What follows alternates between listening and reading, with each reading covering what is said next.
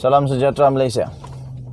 Denyut nadi suara rakyat bergema di channel ini. Pastinya hari ini hari Khamis. Selamat Hari Raya Adil Adha kepada semua kawan-kawan di seluruh Malaysia yang beragama Islam. Okey. Adil Adha berkenaan dengan apa? Pengorbanan, kasih korban itu ini. Alright.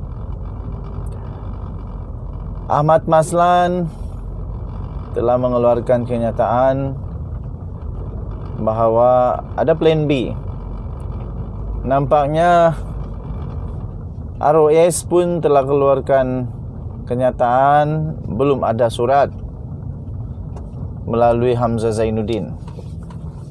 Hamzah Zainuddin kata yang luluskan itu itu pindahan perlembagaan bukan dia.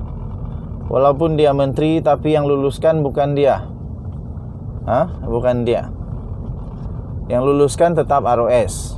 Yang mengurus yang ketua dalam kementerian memanglah Hamzah Zainuddin. Okey. Persoalannya sekarang ada orang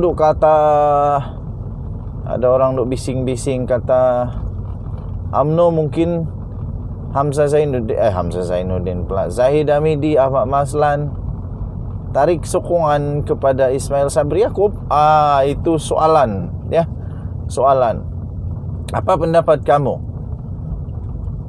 Betulkah mereka boleh menarik balik sokongan kepada Ismail Sabri Yaakob?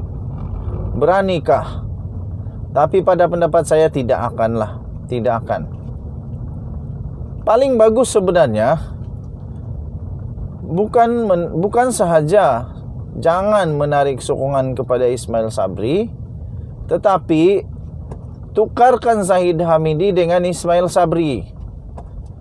Jadikan Ismail Sabri Perdana Menteri Malaysia, gantikan Zahid Hamidi sebagai Presiden UMNO. Itu baru betul. Supaya tidak banyak konflik membuat keputusan. Sekarang terlalu banyak konflik bikin pening kepala, bikin bingung. Apa tidak bikin bingung? Zahid Hamidi Presiden UMNO, Tok Mat Hassan timbalan Presiden UMNO, Najib Razak penasihat Barisan Nasional atau UMNO. Tak pastilah, tapi yang penting tinggilah pangkat. Manakala Perdana Menteri Ismail Sabri Yaakob hanyalah naib Presiden UMNO, di bawah daripada Zahid Hamidi, di bawah juga daripada Tok Mat Hassan. Jadi bila buat keputusan, masalah. Apa yang dah masalah? Dia kena limpas 2 orang dulu. Limpas si Najib, limpas si Tok Mat Hassan, lepas tu limpas si Zahid. Kalau dia boleh limpas Najib, dia kena limpas Tok Mat Hassan lagi. Kalau dia boleh limpas Tok Mat Hassan, dia kena limpas lagi pula Zahid Hamidi. Lepas itu Zahid Hamidi ini pula bukan senang-senang mau kena limpas, sebab dia ini presiden, ya. Ingat, dia Presiden UMNO. Dia Presiden UMNO, paling tinggi di dalam UMNO. Jadi bila buat keputusan, masalahnya ialah konflik membuat keputusan. Dua-dua ada kuasa besar. Mana satu yang mau didengar? Keputusan daripada Presiden atau keputusan dari Perdana Menteri? Susah juga. Sebab memang sudah jadi tradisi dari dulu. Tradisi sejak dulu lagi. Sejak mula BN berkuasa, UMNO berkuasa sebagai kerajaan di Malaysia. Perdana Menteri adalah Presiden UMNO. Jadi pada masa yang sama, bila Perdana Menteri buat keputusan, itu juga adalah keputusan daripada UMNO secara tidak langsung, kerana presidennya Perdana Menteri. Sekarang ini masalah kerana tidak sama dan pangkatnya pun jauh lebih rendah. Tok Matasan lebih tinggi, Zahid Hamidi lebih tinggi. Jadi sampai kononnya dikeluarkan pula satu kenyataan bilang Zahid Hamidi jaga parti, Ismail Sabri jaga kerajaan. Betul juga. Tapi masalah dia ialah bila Ismail Sabri buat keputusan, UMNO tidak campur tangan kah? Orang-orang UMNO maksud saya. Kalau betul begitu dicakap, apa saja keputusan si Ismail Sabri di dalam apa saja keputusan Ismail Sabri di dalam kerajaan, di dalam untuk membantu rakyat kah, apakah? Jangan bagi komen, jangan bagi apa-apa ulasan, diam-diam saja dan support. Kalau betul. Tapi ini tidak juga, bah. Bila ada kerajaan punya mesti ada bising-bising juga, kan? Okey.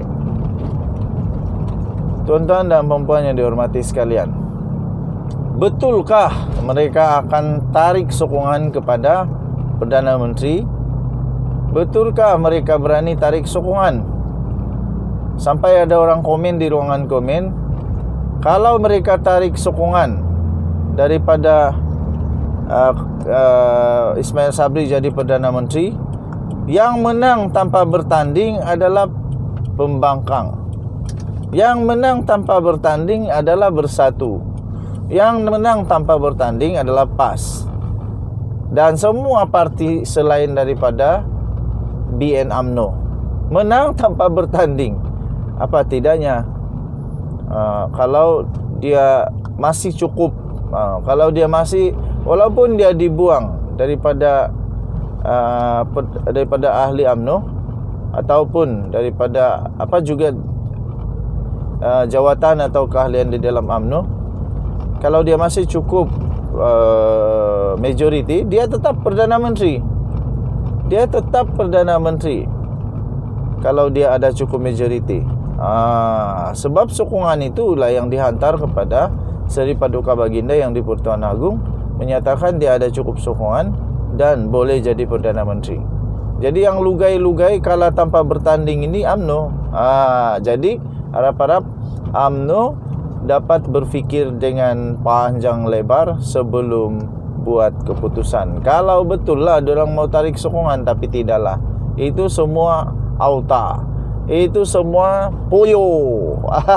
Tidak akanlah.